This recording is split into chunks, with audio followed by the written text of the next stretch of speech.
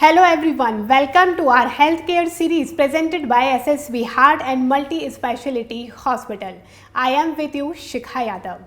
We all know these two terms, one is diabetes and second is heart problem. दोनों का आपस में कोई कोरिलेशन है या नहीं है? अगर डायबिटिक पेशेंट है तो उसमें ट्रीटमेंट ऑप्शन हार्ट प्रॉब्लम के लिए किस तरह से होते हैं?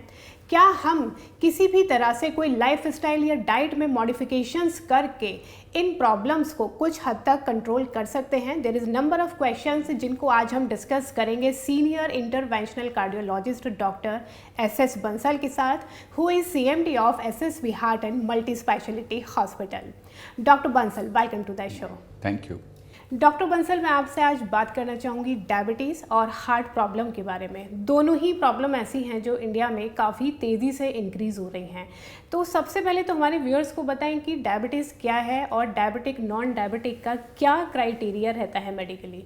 शिखा, ये डायबिटीज़ की डेफिनेशन बड़ी क्लियर है जी कि अगर आपका फास्टिंग शुगर लेवल 126 से ज़्यादा है जी और एवरेज शुगर लेवल जिसको हम HbA1c बोलते हैं, अगर HbA1c जो 3 मंथ्स का एक एवरेज शुगर है ग्लाइकेटेड हीमोग्लोबिन, उसकी वैल्यू अगर 6.5 है या उससे ज़्यादा है तो उसको हम डायबिटिक कहते हैं जी. अगर रैंडम शुगर 200 से ऊपर आए या 75 ग्राम का ग्लूकोज, ड्राई ग्लूकोज पानी में घोल के पिला दिया जाए और उसके 2 घंटे के बाद सैंपल लिया जाए और वो सैंपल की रीडिंग अगर 200 से ऊपर आए जी तो हम डायबिटिक कहते हैं. तो कई बार क्या होता है कि अगर फास्टिंग 126 आई से ऊपर आ गई, बाकी सारे पैरामीटर नॉर्मल आ गए. जी. काफ़ी लोगों में ये देखने को मिलता है कि उसमें क्या है कि अगर तो फास्टिंग भी 126 से ऊपर है, HbA1c भी 6.4 से ऊपर है, फिर तो डायग्नोसिस कंफर्म हो गया डायबिटीज़ है.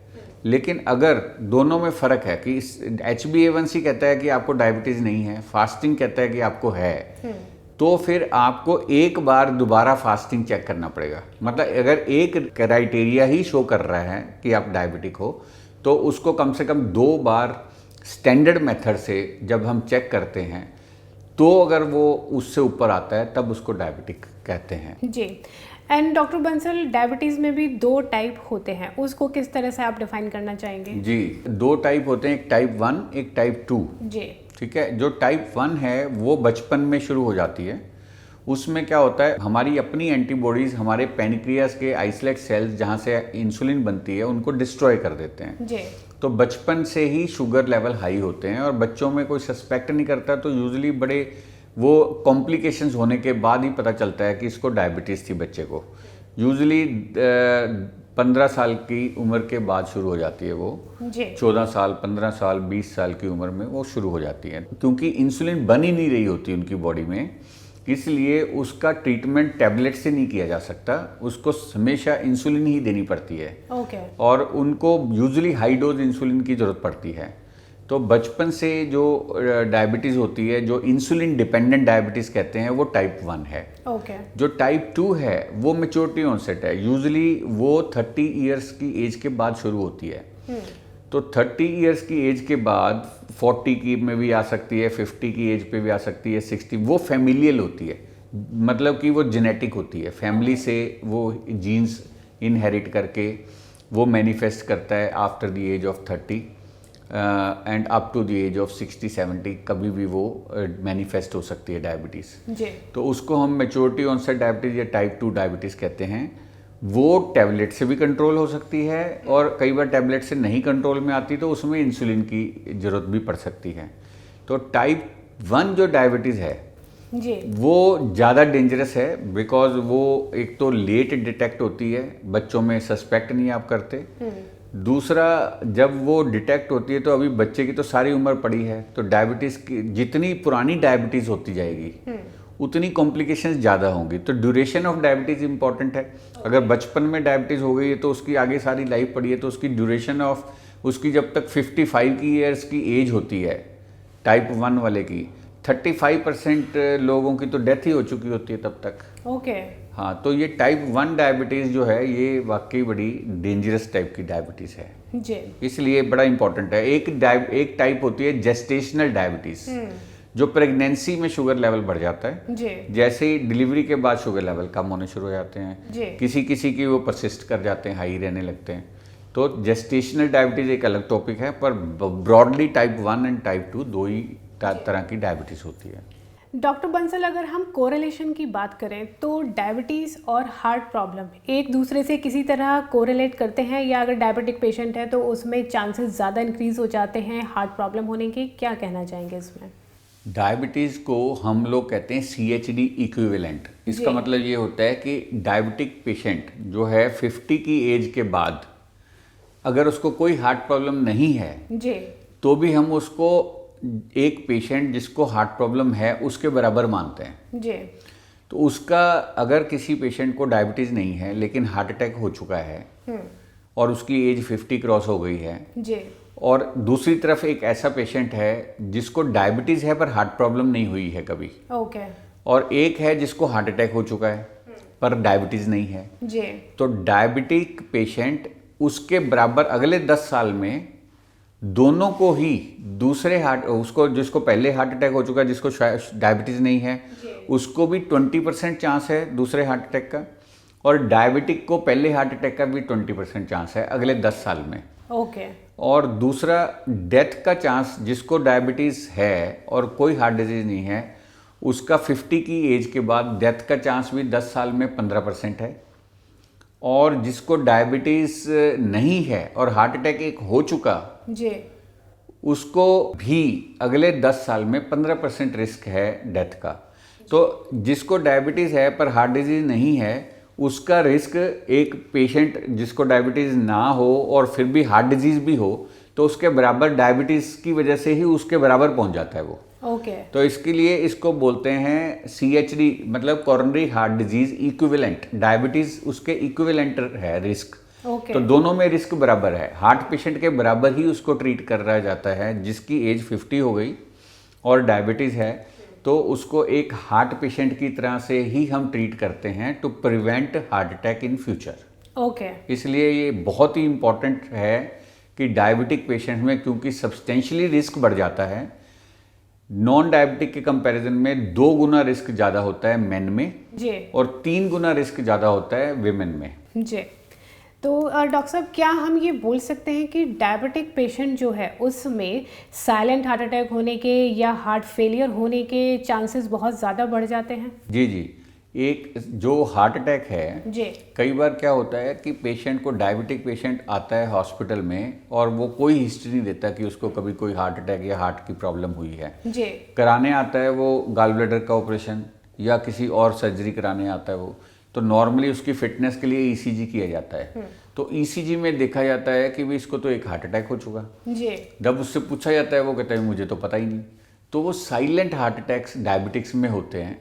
40% डायबिटिक्स में साइलेंट हार्ट अटैक होते हैं ओके। जो उनको पता ही नहीं चलते, या तो उसमें डेथ हो जाती है सडनली या वो किसी और चीज़ के लिए जब डॉक्टर के पास जाता है तब वो ECG में पकड़ में आते हैं। जी, तो एक तो साइलेंट हार्ट डिजीज़ बहुत कॉमन है डायबिटिक पेशेंट्स में। दूसरा, डायबिटिक पेशेंट्स जो होते हैं as compared to non diabetic patients उनकी डिजीज़ अर्ली एज पे शुरू हो जाती है। जी, मतलब अगर डायबिटिक पेशेंट की डिजीज़ 40 की उम्र में शुरू हो रही है तो नॉन डायबिटिक की 50 या 60 में शुरू हुई, तो 10-15 साल पहले उनको बीमारी शुरू हो जाती है एक तो डायबिटिक्स को। जी, तीसरा, उनको तीनों आर्टरीज में ब्लॉकेज बनने के चांसेस 65% होते हैं और जो नॉन डायबिटिक हैं उनमें 40% होते हैं। हम एक टर्म यूज़ करते हैं कार्डियोवास्कुलर डिजीज़। जी, तो कार्डियोवास्कुलर डिजीज में 2 चीज़ें आ जाती हैं, heart attack and paralytic stroke. जी, ये दोनों ही चीज़ें एथेरोस्क्लेरोसिस यानी कि कोलेस्ट्रॉल डिपोजिशन की वजह से होते हैं, और डायबिटिक पेशेंट्स में ये दोनों चीज़ें ज़्यादा होती हैं, स्ट्रोक भी हार्ट अटैक भी, as compared to non diabetic patients. Diabetic patient जो कि इंसुलिन पर डिपेंडेंट हैं उनके लिए कितना सेफ है इंसुलिन लेना? क्योंकि कुछ ऐसे भी पेशेंट होते हैं डायबिटिक जो कि डरते हैं इंसुलिन लेने से। जी। इस बारे में मेडिकली क्या कहना चाहेंगे आप? इंसुलिन एक्चुअली सभी को जरूरत नहीं पड़ती। एक तो जो टाइप 1 डायबिटिक्स हैं उनका तो टैबलेट का कोई रोल नहीं है उनके केस में, उनको तो they have to take insulin. और मिसकंसेप्शन है कि इंसुलिन लेंगे तो आदत पड़ जाएगी। जिसकी बॉडी में insulin is a natural substance, आपकी बॉडी अगर नहीं बना रही, आपकी बॉडी में भी तो इंसुलिन बनती है ना, तो उसकी वो तो एक एसेंशियल रिक्वायरमेंट है। अगर आपकी बॉडी नहीं बना पा रही तो आपको बाहर से लेनी ही पड़ेगी, नहीं तो आपकी शुगर लेवल से इतनी कॉम्प्लिकेशंस हो जाएंगी, क्राइसिस, सडन क्राइसिस हो सकता है जिसको डायबिटिक कीटोएसिडोसिस बोलते हैं। एसिड लेवल हाई हो जाता है, शुगर बहुत हाई हो जाती हैं। फिर ये तो हो गया इमीडिएट कॉम्प्लिकेशन। लॉन्ग टर्म में माइक्रोवेस्कुलर मैक्रोवेस्कुलर कॉम्प्लिकेशंस होती हैं, जिसमें न्यूरोपैथी हो जाती है, रेटिनोपैथी हो जाती है, किडनी प्रॉब्लम हो जाती है। ये माइक्रोवेस्कुलर है, छोटी छोटी नसों को जो इन्वॉल्व करती है डायबिटीज़, उसकी वजह से। और फिर मैक्रोवेस्कुलर कॉम्प्लिकेशंस होती हैं जिसमें हार्ट की बीमारी, पैरालिसिस, हार्ट अटैक, ये मैक्रोवेस्कुलर। तो डायबिटीज़ अगर नहीं कंट्रोल करते हैं तो बहुत सारी तरह की प्रॉब्लम्स पेशेंट को फेस करनी पड़ती है। तो इंसुलिन इन प्रॉब्लम्स को प्रिवेंट करने के लिए ज़रूरी है। जी, आपने डॉक्टर बंसल ब्लॉकेज की भी बात करी थी। अगर डायबिटिक पेशेंट है उसमें ब्लॉकेज हो रही है, या सिर्फ हार्ट पेशेंट है उसमें ब्लॉकेज हो रही है, क्या कुछ डिफरेंस रहता है या सिमिलर तरीके से ब्लॉकेज रहती है दोनों तरह के पेशेंट में? डायबिटिक पेशेंट्स में यूजुअली मल्टी वेसल डिजीज ज़्यादा कॉमन है। अगर आप डायबिटिक पेशेंट्स की एंजियोग्राफी करते हैं तो 65% पेशेंट्स में मल्टीपल वेसल, मतलब 3 आर्टरीज होती हैं हार्ट की, हो सकता है तीनों आर्टरीज में ब्लॉकेज निकलने के चांसेस 65% होते हैं in long standing diabetic patients. Okay. और उसके कंपैरिजन में जो डायबिटिक नहीं है उसके चांसेस सिर्फ 40% होते हैं सारी आर्टरीज में ब्लॉकेज निकलने के। एक तो ये है। दूसरा ये है कि उनकी डिजीज़, डायबिटिक पेशेंट्स की डिजीज़ ज़्यादा डिफ्यूज़ होती है, लंबे लंबे ब्लॉक होते हैं उनकी नसें पतली पतली होती हैं जी। उनके अंदर रिकरेंस के चांसेस, एंजियोप्लास्टी स्टेंटिंग के बाद उनमें दोबारा ब्लॉकेज आने का चांस बहुत ज़्यादा होता है डायबिटिक्स में as compared to non diabetics. Okay. तो इसलिए डिजीज़ जो है उनकी ज़्यादा एक्सटेंसिव होती है, उनके हार्ट ज़्यादा वीक होते हैं, उनकी डिजीज़ फास्ट प्रोग्रेस करती है। एक डायबिटिक पेशेंट को आज 70% ब्लॉक है तो उसका 90% पहले पहुंचेगा, नॉन डायबिटिक का बाद में पहुंचेगा। तो डिजीज़ की प्रोग्रेशन भी डायबिटिक पेशेंट में फास्ट रहती है। डॉक्टर बंसल, अगर ट्रीटमेंट ऑप्शन में हम बात करते हैं उसमें कई बार एंजियोप्लास्टी हो रही है या बाईपास सर्जरी हो रही है या वॉल्व रिप्लेसमेंट है और पेशेंट डायबिटिक भी है, कुछ डिफरेंस रहता है प्रोसेस में? देखो, जो डायबिटिक पेशेंट्स होते हैं उनमें दोबारा ब्लॉकेज, एंजियोप्लास्टी स्टेंटिंग के बाद दोबारा ब्लॉकेज आने का चांस 5 to 8% होता है। ओके। और जिनको डायबिटीज़ नहीं है उनमें एंजियोप्लास्टी स्टेंटिंग के बाद दोबारा ब्लॉकेज आने का चांस 2-3% होता है। ओके। तो इसलिए अगर किसी की को डायबिटीज़ भी है और मल्टीपल ब्लॉक्स हैं और मल्टीपल वेसल्स इन्वॉल्व हैं और मेन आर्टरीज इन्वॉल्व हैं, एलईडी आर्टरी जो है उसमें शुरुआत में अगर ब्लॉक है तो उनमें हम फिर बाईपास प्रेफर करते हैं। अगर आप मल्टीपल स्टेंट्स लगाते हो डायबिटिक पेशेंट में तो फिर आपको दोबारा पेशेंट को बार बार डिजीज़ वापस आ सकती है, नए ब्लॉक बन सकते हैं, जल्दी उनके स्टेंट के अंदर ब्लॉक आ सकता है। तो डायबिटिक पेशेंट में अगर मल्टीपल स्टेंट्स डालना हम अवॉइड करते हैं और उनको बाईपास प्रेफर करते हैं डायबिटिक पेशेंट्स में। उसके कारण दो हैं, एक तो दोबारा ब्लॉकेज आती है स्टेंट्स में, दूसरा उनकी डिजीज़ इतनी डिफ्यूज़ होती है कि आप अगर पूरी आर्टरी, बाईपास में तो पूरी आर्टरी बदल जाती है और एंजियोप्लास्टी स्टेंटिंग में एक पर्टिकुलर स्पॉट जहाँ पे सीरियस ब्लॉक है वो खुलता है, बाकी कोलेस्ट्रॉल एज इट इज़ रहता है। तो डायबिटिक पेशेंट में क्योंकि डिजीज़ बहुत एक्सटेंसिव होती है, डिफ्यूज़ होती है, सारी आर्टरीज में कोलेस्ट्रॉल डिपॉजिटेड होता है, तो इसलिए उसमें प्रेफर करते हैं बदल ही दी जाए आर्टरी।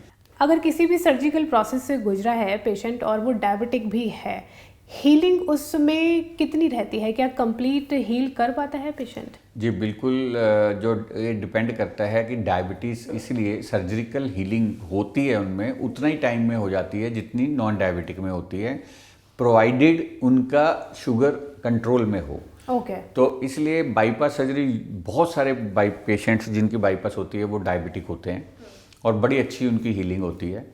और सिर्फ उसमें हमें क्या करना होता है, उनका ब्लड शुगर जो है वो 180 से नीचे रखना होता है। ओके।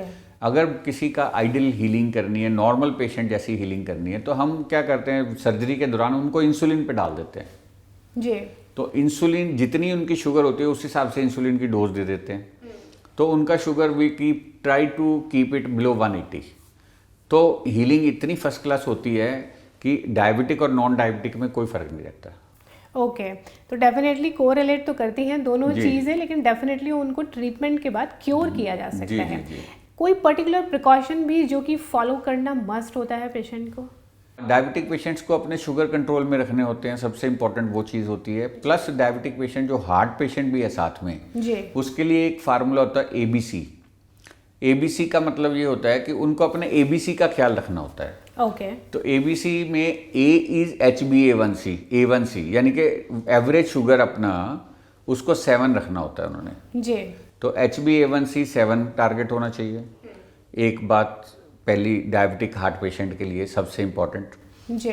उससे इम्पॉर्टेंट और लेकिन खाली डायबिटीज कंट्रोल करने से काम नहीं चलता। उनको बी को कंट्रोल करना है। B means BP. ओके। अगर डायबिटिक पेशेंट का बीपी 130/80 से ज़्यादा रहेगा तो उनकी प्रॉब्लम्स हार्ट की, किडनी की बढ़ेंगी। हार्ट प्रॉब्लम तो डेफिनेटली बढ़ेगी। अगर उनका बीपी 140/90 से ऊपर रहेगा तो डायबिटिक पेशेंट्स में जितना शुगर नुकसान करती है उतना ही नुकसान ब्लड प्रेशर करेगा उनको। ओके। नॉर्मल जो जिसको डायबिटीज नहीं है उसको उतना नुकसान नहीं करेगा बीपी। जो डायबिटिक है उसको उससे कहीं ज़्यादा नुकसान करेगा।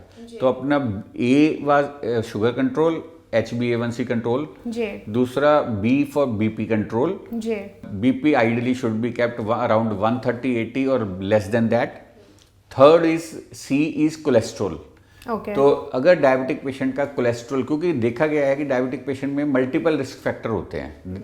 नॉन डायबिटिक में यूजुअली एक आध रिस्क फैक्टर होता है, कई बार नहीं होता। जी। डायबिटिक पेशेंट्स में multiple risk factor they are very common. तो C इज फॉर कोलेस्ट्रॉल। जी। तो अगर कोलेस्ट्रॉल हाई रहते हैं किसी के, पर्टिकुलरली बैड कोलेस्ट्रॉल हाई है या डायबिटिक पेशेंट में specifically triglycerides are high and HDL is low. Okay. उसकी वजह से अगर पेशेंट ओबीस भी है और उसका ये कोलेस्ट्रॉल भी बिगड़ा हुआ है तो उसको मेटाबॉलिक सिंड्रोम कह देते हैं। तो डायबिटिक पेशेंट अगर हाइपरटेंसिव भी है और उसको कोलेस्ट्रॉल भी बिगड़े हुए हैं तो वो एक मेटाबॉलिक सिंड्रोम में आया था, जिसमें फिर रिस्क ऑफ हार्ट डिजीज बहुत सब्सटेंशियली इंक्रीज हो जाता है। इसलिए उनको ABC का ख्याल रखना होता है, ना केवल शुगर कंट्रोल करनी होती। A means HbA1c and B is BP, C is cholesterol. जी। तो तीनों चीज़ों को कंट्रोल करना होता है, चाहे उसके लिए दवाइयाँ लेनी पड़े। ओके। तो ये अगर तीनों चीज़ें कंट्रोल करते हैं डायबिटिक पेशेंट्स तो वो सेफ रहते हैं। जी। तो ABC तो तीनों की बात तो यहाँ पर आपने बताई दी। शुगर को कंट्रोल करना है, साथ ही कोलेस्ट्रॉल को कंट्रोल करना है और ब्लड प्रेशर को भी कंट्रोल करना है।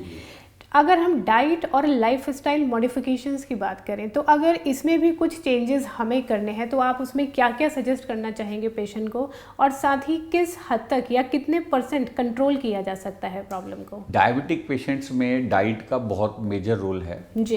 क्योंकि एक तो डायबिटिक पेशेंट्स में क्या है कि बॉडी हमारी नॉर्मल हेल्दी पर्सन जिसको डायबिटीज़ नहीं है जी। उसकी बॉडी जितना शुगर लेवल होता है, जितना हम खाते हैं वो शुगर लेवल के हिसाब से इंसुलिन बना देती है और उसको नॉर्मलाइज कर देती है शुगर को। जी। डायबिटिक पेशेंट्स के अंदर ये रेगुलेशन सिस्टम खराब हो जाता है, रेगुलेटरी सिस्टम की भी। बॉडी की जितना शुगर लेवल ऊपर गया उतनी इंसुलिन नहीं बन पाती उनमें। तो उनकी बाहर एक्सटर्नल इंसुलिन से या टैबलेट से कंट्रोल होती है। तो जो एक रेगुलेशन नहीं है उसमें तो एक यूनिफॉर्म एक्शन है। तो इसलिए उनकी डाइट एक तो कांस्टेंट होनी चाहिए जी। भी। उनके खाने जो हैं वो फिक्स टाइमिंग होनी चाहिए। हर रोज का रूटीन सेम होना चाहिए जी। ताकि, क्योंकि टैबलेट या इंसुलिन आपने ले ली वो सेम डोज ले ली, और आपका अगर इरेटिक शेड्यूल है, कभी खा लिया कभी नहीं खाया, कभी 4 घंटे का गैप है कभी 8 घंटे का गैप है, वो नहीं चलता डायबिटिक में। ओके। तो diabetic should take constant carbohydrate की मात्रा उनकी डाइट में, क्योंकि कार्बोहाइड्रेट मेनली इंसुलिन या शुगर को अफेक्ट करते हैं कार्बोहाइड्रेट्स।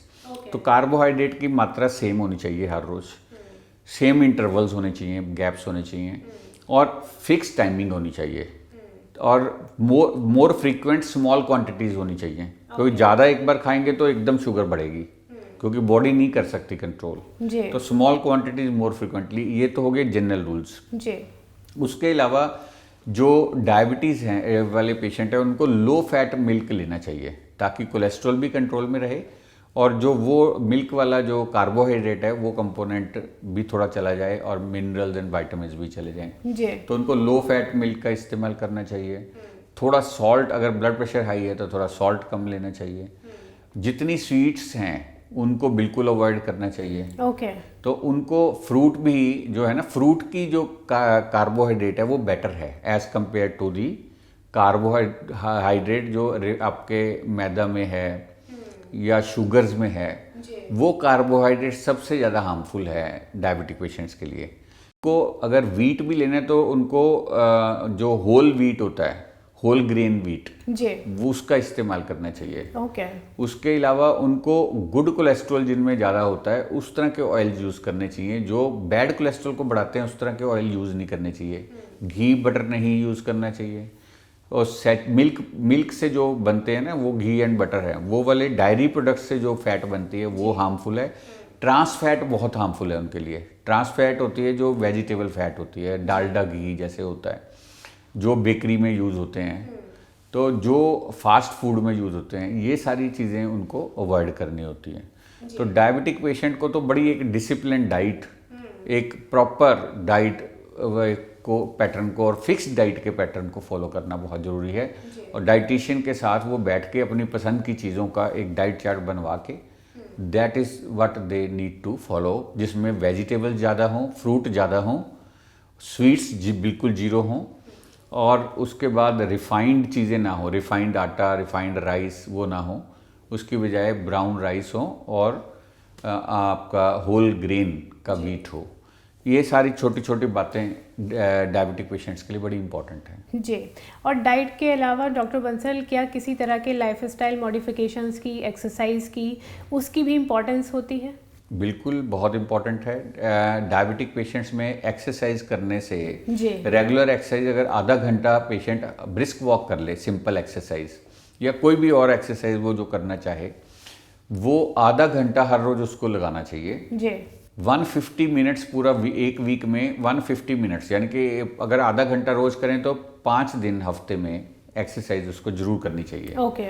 और एडिक्वेट एक्सरसाइज करनी चाहिए, ऐसे नहीं धीरे धीरे स्लो चल के, जितना तेज चल सकते हैं उतना चलना है। इस एक्सरसाइज से उनको हार्ट की डिजीज़ भी प्रिवेंट होती है, ब्लड प्रेशर भी कंट्रोल में आता है और शुगर भी कंट्रोल में आती है। एक तो ये इम्पोर्टेंट है इसमें। जी। दूसरा, इसमें जब वो एक्सरसाइज करते हैं तो उनका वेट भी कंट्रोल में आता है। बिल्कुल। तो वेट कंट्रोल करना डायबिटिक पेशेंट्स में बहुत ज़रूरी होता है। जैसे ही हम देखते हैं रूटीनली कि अगर उनका 5% 7% भी वेट कम हो जाता है डायबिटिक पेशेंट का, पर्टिकुलरली जिनका BMI, बॉडी मास इंडेक्स 25 से ऊपर है या 30 से ऊपर है, जी, उनका वेट कम होते ही उनका शुगर कंट्रोल में आ जाता है। कई बार तो सारी दवाइयाँ बंद हो जाती हैं और इंसुलिन की रिक्वायरमेंट बहुत कम हो जाती है। जी। इसलिए कई बार तो जो बहुत ही मॉर्बिड ओबेसिटी है, जिनका BMI 35 से भी ज़्यादा है, मतलब इतने ओबीस हैं, तो उनमें हम बेरियाट्रिक सर्जरी रिकमेंड करते हैं कि इनका वेट रिड्यूस करना बहुत ज़रूरी है। और जैसे ही हम उनका वेट बेरियाट्रिक सर्जरी करते हैं, उसके 1 महीने बाद उनका ड्रास्टिक वेट कम होने के बाद कई बार तो उनकी सारी दवाइयाँ बंद हो जाती हैं। तो अगर आप भी हार्ट से रिलेटेड किसी भी तरह की प्रॉब्लम से जूझ रहे हैं या आपकी कोई भी क्वेरी है जिसका जवाब आप जानना चाहते हैं, तो स्क्रीन पर दिए गए नंबर पर आप हमें अपनी क्वेरी व्हाट्सएप कर सकते हैं। Doctor Bansal, thank you so much for all the information. Thank you Shikha. Doctor Bansal के साथ आज हमने डिस्कस किया डायबिटीज़ एंड हार्ट प्रॉब्लम को। दोनों डेफिनेटली एक दूसरे के साथ कोरिलेट करती हैं, लेकिन अगर आप कुछ बातों का ख्याल रखते हैं, जैसे कि स्पेसिफिकली डॉक्टर बंसल ने डाइट के बारे में बहुत बताया है, एक्सरसाइज के बारे में बताया है, साथ ही आपको ट्रीटमेंट ऑप्शंस तो फॉलो करने ही हैं। अगर आप इंसुलिन पर भी हैं तो भी वो सेफ़ हैं। तो अगर आप इस तरह की प्रॉब्लम में हैं तो विदाउट एनी सेकंड थॉट आपको SSV heart and multi speciality hospital में कंसल्ट करना है और अपने आप को डायबिटीज़ और हार्ट प्रॉब्लम से क्योर करना है। So be healthy, be happy, stay safe, take care.